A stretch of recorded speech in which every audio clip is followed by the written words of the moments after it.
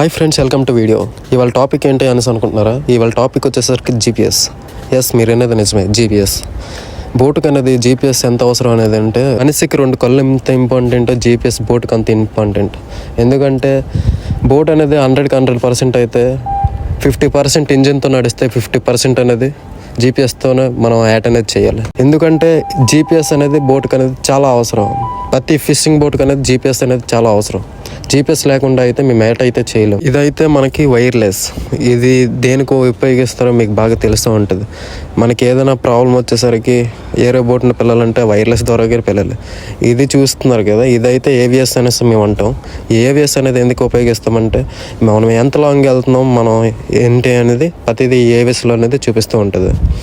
ఎందుకంటే మనం బంగ్లాదేశ్ బోర్డర్ వరకు వెళ్తాం కాబట్టి ఆ బోర్డర్ క్రాస్ అవ్వకుండా ఉండడానికి ఈ ఏవిఎస్ అనేది 2 విధాలుగా యూజ్ చేస్తాం. ఒకటి మా జెండా ఎక్కడుందో వెతకడానికి, రెండోది ఈ బోర్డర్ అనేది క్రాస్ అవ్వకుండా. ఇప్పుడు మీరైతే చూస్తున్నారు కదా, నేనైతే బోట్ అయితే డ్రైవ్ చేస్తున్నా. నిజమే, నేనైతే బోట్ అయితే డ్రైవ్ చేస్తున్నా. ఈ డ్రైవింగ్ అనేది డ్యూటీ అనేసి మేము అంటాం.